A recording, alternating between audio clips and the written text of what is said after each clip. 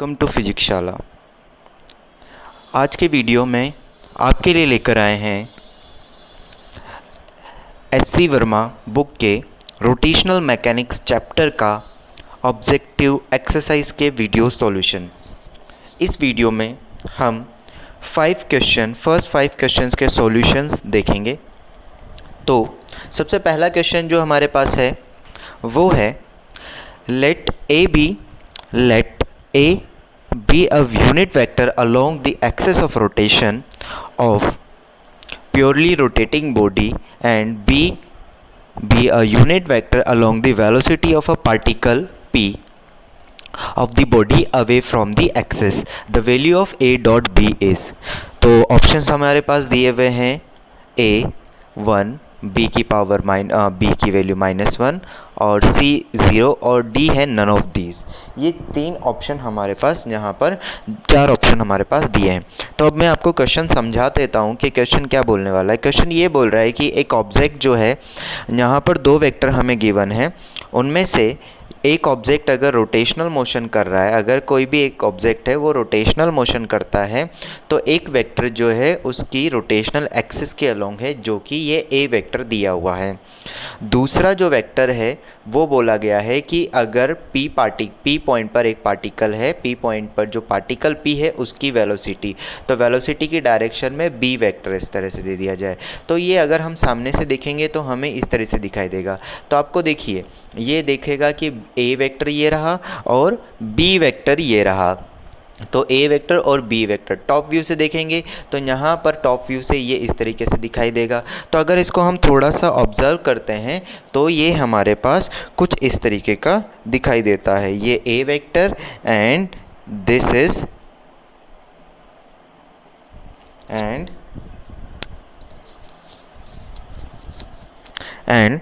Is B vector. तो आपको पता लग रहा होगा कि ए वेक्टर और बी वेक्टर दोनों आपस में 90 डिग्री के एंगल पर हैं। यहाँ से इन तीनों से अगर हम देख सकते हैं तो 90 डिग्री के एंगल पर हैं। तो हम बता सकते हैं कि ए डॉट बी जो होता है, ए डॉट बी, उसको हम लिख सकते हैं ए बी कॉस थीटा। तो दोनों के बीच में, ए वेक्टर बी वेक्टर के बीच में जो एंगल हो गया वो हो जाता है यहाँ पर 90 डिग्री। तो यहाँ पर ए बी कोस 90, तो ए बी कोस 90, तो कोस 90 की वैल्यू होती है 0, तो ये आंसर आ जाएगा 0। तो ए डॉट बी जो होगा वो कितना हो जाएगा यहाँ पर 0। तो इस हिसाब से जो इस क्वेश्चन का आंसर होगा वो कितना होने वाला है, वो होने वाला है सी ऑप्शन यहाँ पर। तो सेकेंड क्वेश्चन देखते हैं। अगला क्वेश्चन जो हमारे पास है, अगला क्वेश्चन दिया हुआ है, a body is uniformly rotating about an axis fixed in an inertial frame of reference. Let A be a unit vector along the axis of rotation and B be the unit vector along the resultant force on the particle P on the body away from the axis. The value of A dot B. अब देखिए, यहाँ पर भी वही situation आ जाती है कि अगर एक पार्टिकल यूनिफॉर्मली रोटेटिंग है, यूनिफॉर्म रोटेटिंग का मतलब है कि पार्टिकल की एंगुलर वेलोसिटी जो है वो कांस्टेंट है, मतलब यूनिफॉर्म सर्कुलर मोशन की बात की जा रही है, स्पीड चेंज नहीं हो रही है। तो जब भी यूनिफॉर्म सर्कुलर मोशन होता है उसमें सिर्फ एक ही एक्सेलरेशन हमेशा लगेगा, सेंटीपिटल एक्सेलरेशन। तो अगर हम इसको ड्रॉ करते हैं, देखिए अगर हम इसको ड्रॉ करते हैं तो ड्रॉ करने के बाद ये इस तरीके की सिचुएशन होती है। यहाँ पर ये A vector along the rotational axis दिया है और बी वेक्टर जो है वो बोला गया है कि पार्टिकल पर जो नेट फोर्स लग रहा है। तो यूनिफॉर्म सर्कुलर मोशन में सिर्फ एक ही फोर्स लगता है, वो होता है सेंटीपिटल फोर्स, जो कि सेंटर की डायरेक्शन में लगेगा। तो अगर हम इसको ड्रॉ करें तो ये कुछ इस तरह से बनेगा। आप अगर थोड़ा सा अगर देखेंगे, अब इन दोनों के बीच में जो एंगल आ जाता है वो यहाँ पर आ रहा है 90 डिग्री। तो अगेन अगर हम यहाँ ए डॉट बी निकालते हैं तो दो वेक्टर्स के बीच में ए बी कोस 90, तो ये वैल्यू हमारे पास 0 हो जाएगी। तो A dot B equals to 0 बनेगा। तो इसी हिसाब से यहाँ पर जो इसका आंसर होना चाहिए वो सी आंसर होना चाहिए। तो चलिए अगला क्वेश्चन देखते हैं। क्वेश्चन नंबर 3 जो है वो दिया है, a particle moves with a constant velocity parallel to the X axis, it's angular momentum with respect to origin. तो देखिए क्वेश्चन क्या बोल रहा है, क्वेश्चन में बोला गया है कि एक पार्टिकल जो है वो एक्स एक्सिस के अलोंग एक्स एक्सिस के पैरेलल जो है चल रहा है।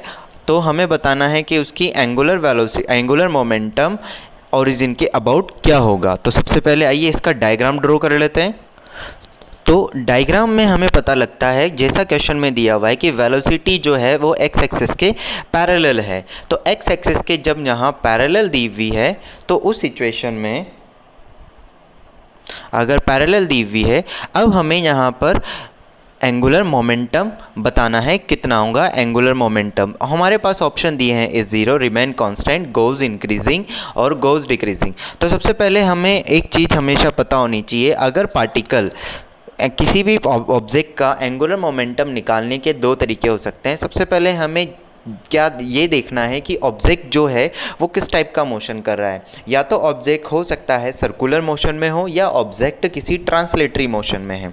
तो यहाँ पर ऑब्जेक्ट एक लीनियर मोशन कर रहा है, ट्रांसलेटरी मोशन कर रहा है। तो जब भी ऑब्जेक्ट ट्रांसलेटरी मोशन में होता है, हम यहाँ पर देख सकते हैं जब भी अगर ऑब्जेक्ट ट्रांसलेटरी मोशन में है तो हम यहाँ पर एंगुलर मोमेंटम निकालने के लिए एम वी आर परपेंडिकुलर ये वाला फॉर्मूला प्रेफर करेंगे। यहाँ पर m मास है, v वेलोसिटी है और r परपेंडिकुलर है।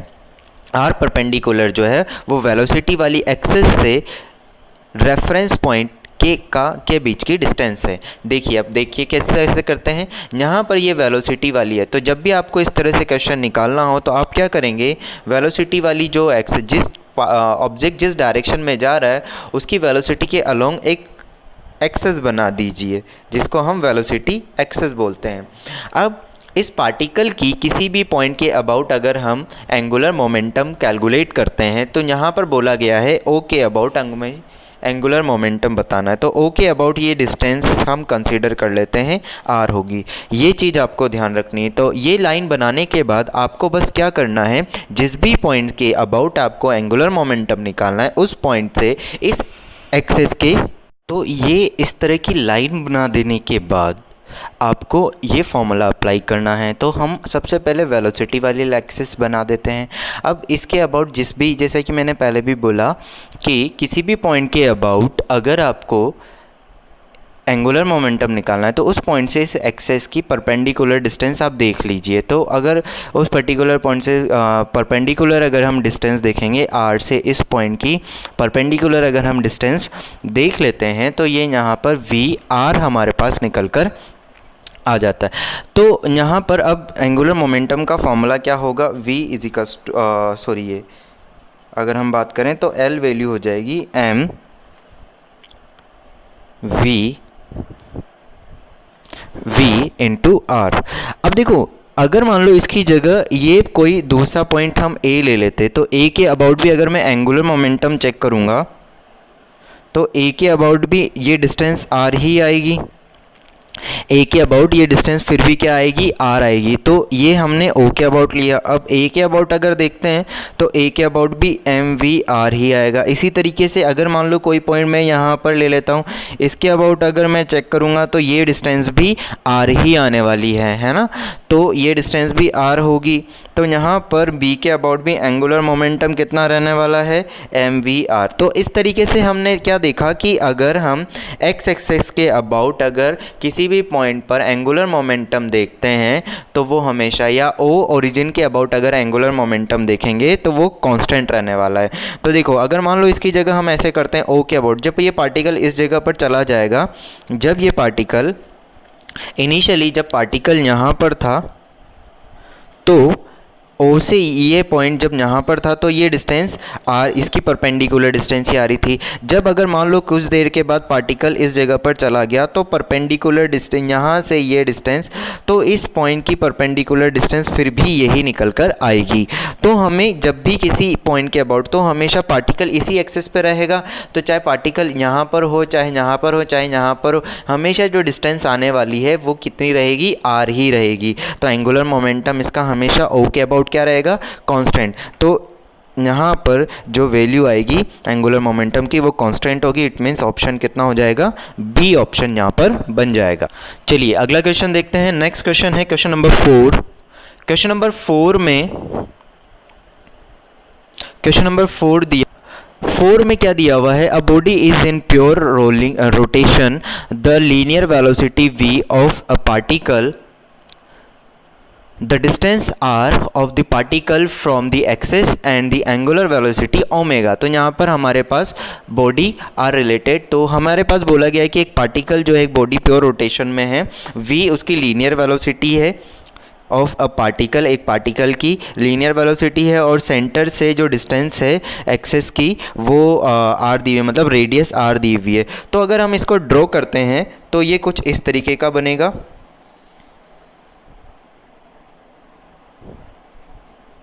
तो यहाँ पर ये डिस्टेंस आपको r गिवन है, उसके बाद ये रोटेशनल एक्सेस हो जाएगी,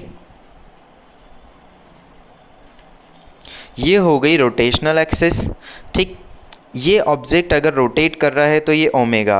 अब यहाँ पर आपको ओमेगा और ये लीनियर वेलोसिटी v, ओमेगा की अगर हम डायरेक्शन की बात करें तो ओमेगा इस डायरेक्शन में होता है।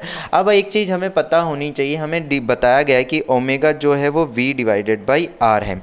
अब एक छोटी सी चीज़ आप हमेशा ध्यान रखो, कोई भी ऑब्जेक्ट अगर सर्कुलर रोटेशन करता है, कोई भी ऑब्जेक्ट अगर रोटेशन कर रहा होता है, ये इस तरीके से मान लो एक ऑब्जेक्ट है, ये इस पे कई सारे पार्टिकल हैं, अगर ये रोटेशन कर रहा है तो यहाँ पर जो पार्टिकल है ए, एक इस डिस्टेंस पे कोई पार्टिकल है बी, या किसी डिस्टेंस सी पर कोई पार्टिकल है, इन सब की अगर ये इस तरह से रोटेट कर रहा है तो इस ए पॉइंट की भी एंगुलर वेलोसिटी, इस सी पॉइंट की एंगुलर वेलोसिटी और इस बी पॉइंट की एंगुलर वेलोसिटी, सबकी एंगुलर वेलोसिटी एक जैसी होगी। तो कभी भी अगर कोई ऑब्जेक्ट रोटेशन में होता है तो उस पर अवेलेबल, उस पर एग्जिस्ट करने वाले जितने भी पार्टिकल्स हैं उन सब की एंगुलर वेलोसिटी एक जैसी होगी, क्योंकि यहाँ पर बोला गया है, यहाँ पर हमें बोला गया है कि जो ओमेगा है एंगुलर वेलोसिटी है वो यहाँ पर इस तरीके से रिलेट कर रही है, ठीक है।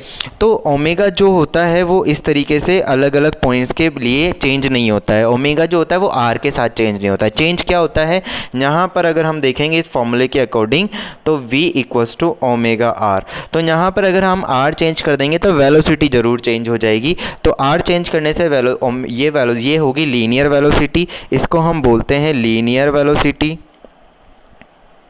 ये होती है एंगुलर वेलोसिटी और ये रेडियस। तो एंगुलर वेलोसिटी एक रोटेशन करते हुए ऑब्जेक्ट के लिए सब जगह सेम होती है, तो कभी भी ये चेंज नहीं होगी r के साथ। तो v के सभी जरूर चेंज हो सकती है। अगर हम बात करें यहाँ पर, तो यहाँ पर a पॉइंट पर लीनियर वेलोसिटी अलग होगी, b पर अलग होगी, c पर अलग होगी। जितनी रेडियस ज़्यादा होगी, इस सेंटर से जितनी ज़्यादा दूर डिस्टेंस पर जो पार्टिकल होगा उसकी लीनियर वेलोसिटी उतनी ही ज़्यादा होगी। तो अगर मैं c की बात करूँ तो c पर जो लीनियर वेलोसिटी है वो सबसे ज़्यादा होगी, फिर b पर उससे कम होगी और a पर सबसे कम होगी। लेकिन अगर इसके साथ ही हम बात करें एंगुलर वेलोसिटीज़ की तो वो सब जगह एक जैसी रहने वाली है। तो यहाँ पर हमें पूछा गया omega inversely proportional to R, ये भी नहीं होगा। Omega directly proportional to R नहीं।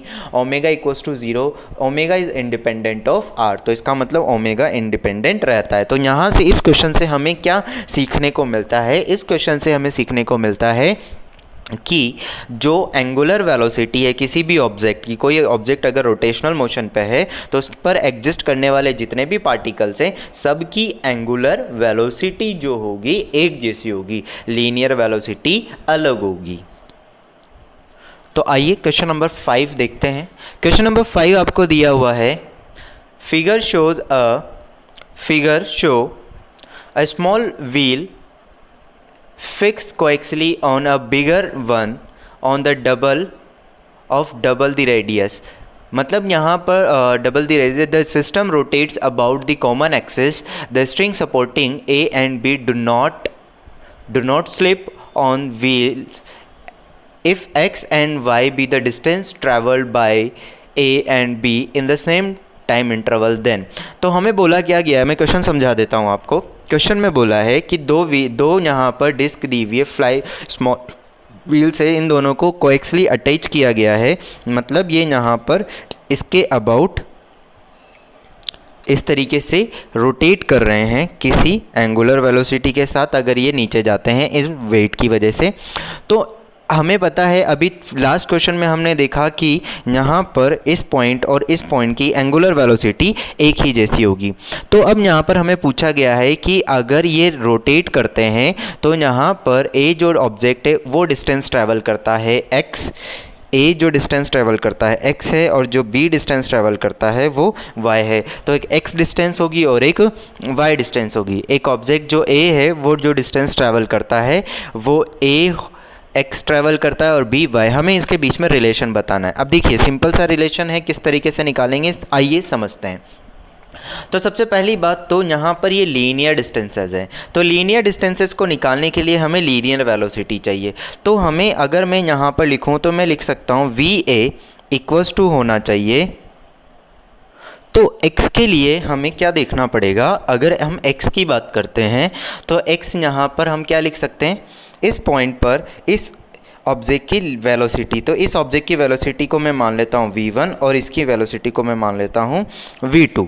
तो यहाँ पर v1 मतलब v1 इसकी वेलोसिटी वही होगी जो इस पॉइंट की वेलोसिटी होगी। तो यहाँ पर ये वेलोसिटी v1 और ये वेलोसिटी v2, जो इस पॉइंट की वेलोसिटी होगी वही इस पॉइंट की। क्यों? क्योंकि अगर इन दोनों की वेलोसिटी अलग हो जाए तो ये स्ट्रिंग टूट जाएगी, और यहाँ पर भी है। तो एक स्ट्रिंग पर होने वाले, अगर एक स्ट्रिंग ये पूरा ऑब्जेक्ट नीचे जा रहा है तो इस पे जितने भी पॉइंट्स होंगे सब पर वेलोसिटी एक जैसी होगी। तो इस पॉइंट की वेलोसिटी और इस पॉइंट की वेलोसिटी, तो यहाँ पर हम लिखेंगे v1 इंटू टी। ठीक है, अब देखो यहाँ पर ये v1 इंटू टी हम यहाँ पर लिख सकते हैं। दूसरा, अब बात करें अगर हम y की, तो y इज इक्वल्स टू हमारे पास हो जाएगा v2 इंटू टी। हमने दोनों में सेम टाइम इंटरवल लिया है क्योंकि उन्होंने बताया, क्वेश्चन में बोला गया है कि सेम टाइम इंटरवल यहाँ होना चाहिए। अब अगर हम बात करते हैं कि यहाँ पर इनके रेशो की, थोड़ा सा अगर हम देखें तो अगर हम इनकी सिंप्लीफाई करके देखते हैं तो दोनों को, एक और चीज़ हम यहाँ पर साइड में देख सकते हैं कि हमें एक चीज़ पता है कि v1 जो होगा वो होता है, v1 जो होगा, जो यहाँ पर v1 रहेगा वो v1 कितना होगा ओमेगा इंटू आर, और जो v2 रहेगा वो होगा omega into 2r, omega into 2r। v2 ज़्यादा डिस्टेंस पे ये क्वेश्चन में दिया है कि ये रेडियस 2r होनी चाहिए और ये रेडियस r होनी चाहिए। तो अगर ये यहाँ पर हम पुट कर देते हैं तो हमारे पास x डिवाइडेड बाई y ये बनेगा v1 डिवाइडेड बाई v2। तो v1 की जो वैल्यू होगी, v1 की वैल्यू होगी omega r divided by omega 2r। Omega से ओमेगा कैंसिल, r से r कैंसिल, तो x divided by y equals to 1 divided by 2। तो ये जो वैल्यू आ जाएगी ये आ जाएगी 2x इक्वल्स टू y।